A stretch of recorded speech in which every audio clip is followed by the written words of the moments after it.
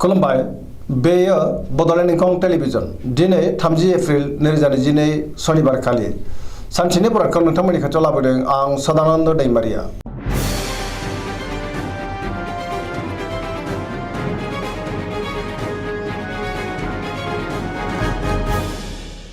सिगां फरायनो लादों मेष राशि गिबि हांखो अ ल दिनैनि साना मोजां आरो गाज्रिनि गेजेरजों बाबेनलांगोन।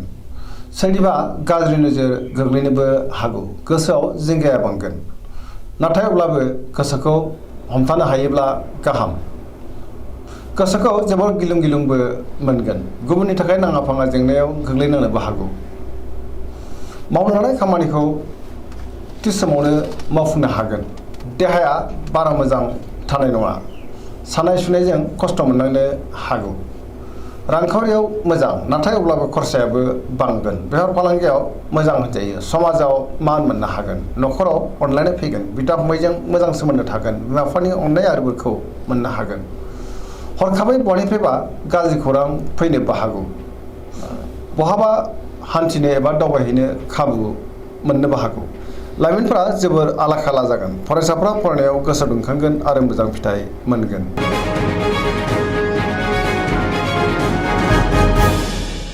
वृष राशि गिबि हांखो इ उ ब दिनैनि साना जोबोर मोजां। जेनिबो आंखाल जानाय नङा। गुबुननि हेफाजाब मोननानै गोसोखौ दिनै जोबोर गोजोननायबो मोनगोन। गोसोआव बोलो बांगोन। मावनो लानाय खामानिखौ थि समावनो आरो गोरलैयैनो मावफुंनोबो हागोन। समाजावबो मान मोनगोन। रांखावरियाव दिनै जोबोर मोजां। मोननो गोनां धोनखौ मोननो हागोन। आरजिनाय धोनखौ दोनथुमनो हागोन। बेफार फालांगियाव मोजां मुलाम्फा मोनगोन। आयाबो बांगोन। बहाबा थाङोब्ला दिनै जोबोर मोजां आरो मोजाङैनो हान्थिनोबो हागोन। न'खरावबो बिसि-फिसायनि गेजेराव अनलायनाय फैगोन। देहाया मोजाङै थागोन। सेंग्रा-सिख्लाफ्रा जोबोर रमान्टिक जागोन आरो गावबा गावनि गोसोनि साननायफोरखौबो फोरमायलायनो हागोन। बहानिफ्रायबा हरखाबै मोजां खौरां फैनोबो हागौ। फरायसाफ्रा फरायनायाव गोसो दुंखांगोन। पजिटिभ एनार्जिनि गोहोमबो गोग्लैगोन। गोसोनि साननाय आरो लुबैनायफ्रा दिनै मोगथाङाव जाफुंगोन।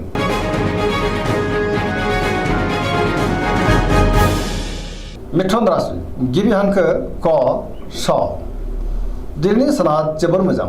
जेरावबो गोसो दुंखांगोन। गुबुननि अननाय आरो हेफाजाबखौ मोननो हागोन। पजिटिभ एनार्जिनि गोहोमबो गोग्लैगोन। गोसोखौ दिनै जोबोर गोजोननाय मोनगोन। सोरजोंबा बाख्नायजानोबो हागौ। सुथुरखौ गोरलैयैनो फेजेननो हागोन। गोबां खामानियाव दिनै मुखुब थागोन आरो मोनफ्रोमबो खामानिखौनो मावफुंलांनो हागोन। देहाया मोजाङै थागोन। रांखावरियाव जोबोर मोजां। बेफार फालांगियावबो दिनै जोबोर मोजां होनजायो। न'खराव अनलायनाय फैगोन। समाजावबो मान मोननो हागोन। मावनो लानाय खामानिखौ थि समावनो आरो गोरलैयैनो मावफुंनो हागोन। गुबुननि हेफाजाबखौ थोजासे मोनगोन। बहाबा थाङोब्ला दिनै जोबोर मोजां आरो मोजाङैनो हान्थिनोबो हागोन। गोसोनि बोलोआबो बांगोन। गियाननि आंखाल जानाय नङा। लाइमोनफोरनि गोसोआ दिनै जोबोर रमान्टिक जागोन आरो गावबा गावनि गोसोनि साननायफोरखौबो फोरमायलायनो हागोन। गोसोनि साननाय आरो लुबैनाया मोगथाङाव जाफुंगोन। पजिटिभ एनार्जिनि गोहोमबो गोग्लैगोन।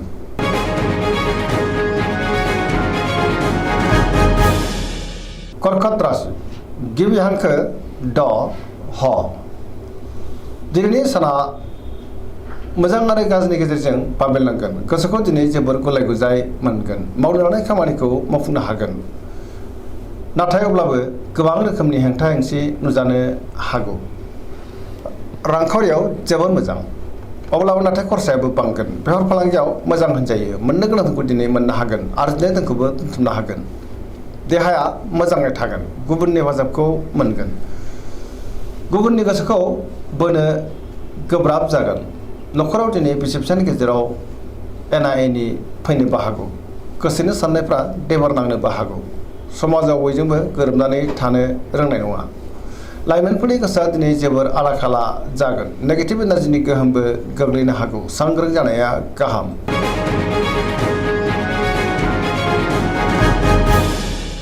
सिंह राशि गिबि हांखो म ट दिनैनि साना बारा मोजां नङा।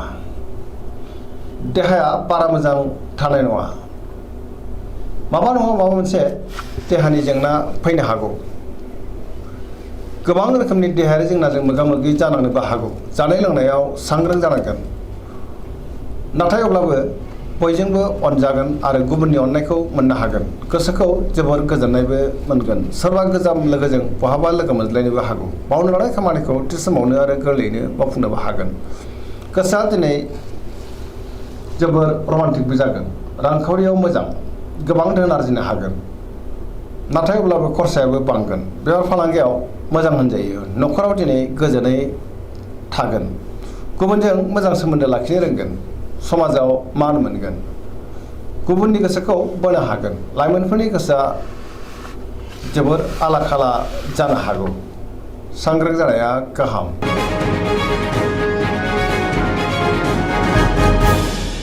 कन्या राशि गिबि हांखो प ट। दिनैनि साना जोबोर मोजां। जेरावबो सांग्रां जानो रोंगोन। गोसोआव गोग्गो आरो गोथों साननाय फैगोन। पजिटिभ साननो रोंगोन। रांखावरियाव दिनै जोबोर मोजां। गोबां मुलाम्फा मोननो हागोन। बेफार फालांगियाव जोबोर मोजां होनजायो। सोरबा गोदान लोगोजों दिनै बहाबा लोगो मोनलायनो हागौ। न'खरावबो अनलायनाय फैगोन। नाथाय अब्लाबो गुबुनजों मानिबा जाहोनाव दान्थे बिदान्थे एबा एना एनिबो जानो हागौ। बहाबा थाङोब्ला दिनै जोबोद मोजां आरो मोजाङैनो हान्थिनोबो हागोन। फरायसाफ्रा फरायनायाव गोसो दुंखांगोन आरो मोजां फिथाइ मोनगोन। सेंग्रा सिख्लाफ्रा गावबा गावनि गोसोखौ जोबोर रमान्टिक मोनगोन आरो फोरमायलायनोबो हागोन। समाजावबो मान मोनगोन। देहाया मोजाङैनो थागोन। गोसोनि बोलोआबो बांगोन। गोसोनि साननायफ्रा मोगथाङाव जाफुंगोन। जेरावबो गोजोनै थानो हागोन।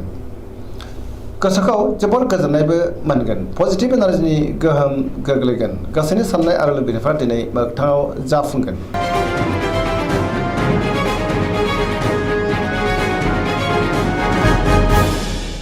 तुला राशि गिबि हांखो र ट। दिनैनि साना बारा मोजां नङा। बयजोंबो गोरोबनो गोब्राब जागोन। मावनो लानाय खामानिखौ मावफुंनायाव माबा नङा माबा मोनसे हेंथा फैनोबो हागौ। गोबां सुबुंजों लोगो मोनज्लायनो हागौ। बहाबा दावबायहैनो एबा हान्थिनो खाबु मोनगोन। गोसोखौ जोबोर गोजोननायबो मोनगोन।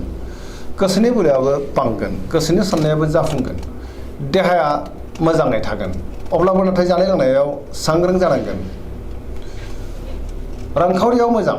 बेफार फालांगियावबो मोजां होनजायो। मोननो गोनांखौ मोननो हागोन। न'खराव दिनै बिसि फिसायनि गेजेराव अनलायनाय फैगोन। बिदा फंबायजों मोजां सोमोन्दो थागोन। समाजावबो दिनै मान मोननो हागोन। बेफार फालांगियाव मोजां मुलाम्फा मोनगोन।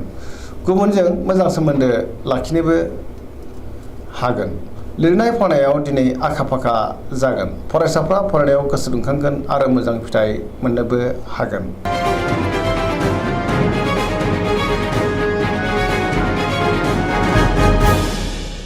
वृश्चिक राशि गिबि हांखो न स। दिनैनि साना जोबोर मोजां। सोरबा सुरखौ गोरलैयैनो फेजेननो हागोन। जेरावबो सांग्रां जानो रोंगोन। गोसोनि बोलोआबो बांगोन। लोगोफोरनि हेफाजाबखौ मोननो हागोन। गोसोआव गोग्गो आरो गोथों साननाय फैगोन। मावनो लानाय खामानिखौ थि समावनो आरो गोरलैयैनो मावफुंनोबो हागोन। समाजाव गोबां मान मोनगोन। न'खराव दिनै बिसि फिसायनि गेजेराव अनलायनाय फैगोन। बिदा फंबायजों मोजां सोमोन्दो थागोन। रांखावरियाव दिनै जोबोर मोजां। मोननो गोनांखौबो दिनै मोननो हागोन। बेफार फालांगियावबो जोबोर मोजां मुलाम्फा मोनगोन। गुबुनजों मोजां सोमोन्दो लाखिनोबो रोंगोन। देहायाबो मोजाङैनो थागोन। गुबुननि थाखाय मोजां खामानि मावनानै होनोबो हागोन। फरायसाफ्रा फरायनायाव गोसो दुंखांगोन आरो मोजां फिथाइ मोनगोन। लाइमोनफ्रा जोबोर रमान्टिक जागोन आरो गावबा गावनि गोसोनि साननायखौ फोरमायलायनोबो हागोन। पजिटिभ एनार्जिनि गोहोमबो गोग्लैगोन।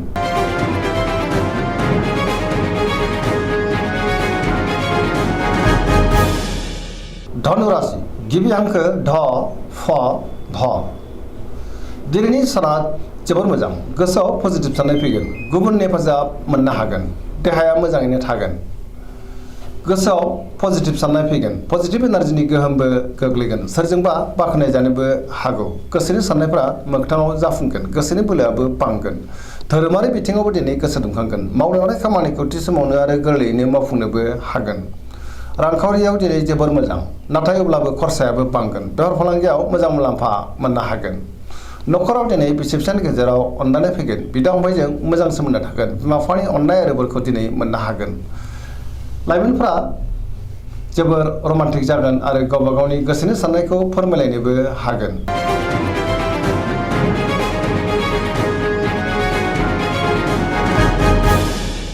मकर राशि गिबि हांखो ख ज। दिनैनि साना जोबोर मोजां। गोबां मोजां खाबु फैनोबो हागौ। बहानिफ्रायबा हरखाबै मोजां खौरां फैनोबो हागौ। गोसोखौ दिनै जोबोद गोजोननायबो मोनगोन। देहायाबो मोजाङै थागोन। गोसोनि साननायफ्रा मोगथाङाव जाफुंगोन। रांखावरियाव दिनै जोबोद मोजां। मोननो गोनांफोरखौ मोननो हागोन। आरजिनो दोनखौबो दोनथुमनो हागोन। बेफार फालांगियाव जोबोद मोजां मुलाम्फा मोनगोन। सोरजोंबा बाख्नाय जानोबो हागौ। मावनो लानाय खामानिखौ थि समावनो आरो गोरलैयैनो मावफुंनोबो हागोन। पजिटिभ एनार्जिनि गोहोमबो गोग्लैगोन। लाइमोनफोरनि गोसोआ दिनै जोबोद रमान्टिक जागोन। गुबुननि गोसोखौ गोरलैयैनो बोनोबो हागोन। धोरोमारि बिथिङावबो दिनै गोसो दुंखांगोन। सरासनस्रायै दिनै साना जोबोर मोजां आरो मोजाङैनो बारग'लांगोन।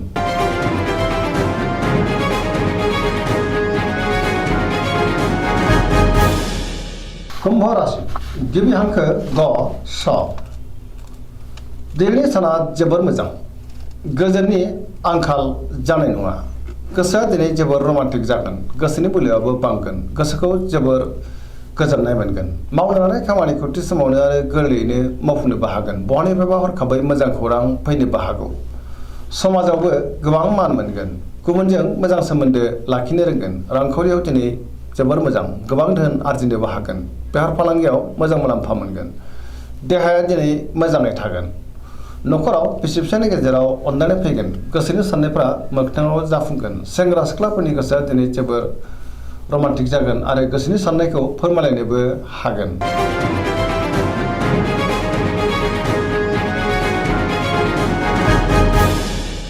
मीन राशि गिबि हांखो ड स। दिनैनि साना बारा मोजां नङा। मावनो लानाय खामानिखौ मावफुंनो गोब्राब जागोन। गोबां रोखोमनि हेंथा फैदेरनो हागौ। सिगांनि जेंनाफ्रा सुस्रांनो गोब्राब जागोन। माबा मोनसे गाज्रि खौरां फैनोबो हागौ। गोसोखौ दिनै जोबोर गुलाय गुजाय मोनगोन। गोसोनि बोलोआबो लोरबां जागोन। देहाया नाथाय मोजाङै थागोन। रांखावरियाव मोजां। मोननो गोनांफोरखौ मोननो हागोन। बेफार फालांगियाव मोजां होनजायो। न'खराव दिनै अनलायनाय फैगोन। लाइमोनफोरनि गोसोआ जोबोर रमान्टिकबो जागोन। गोसोनि साननायफ्रा जाफुंगोन। नाथाय अब्लाबो नेगेटिभ एनार्जिनि गोहोमबो गोग्लैनो हागौ। सोरबा लोगोनि हेफाजाब लानांनो हागौ। सरासनस्रायै दिनै साना बारा मोजां नङा होनजायो। दिनैनि राशि फरायनाया एसेनोसै। जोबनायाव बेखौनो खावलायो जाहाथे नोंथांमोना सानफ्रोमबो जोंनि बे बड'लेण्ड इंखं टेलिभिजनखौ नायबाय थायो आरो साबस्क्राइब खालामो, लोगोसे लाइक खालामो आरो शेयार खालामो। एसेनोसै, गोजोन्थों।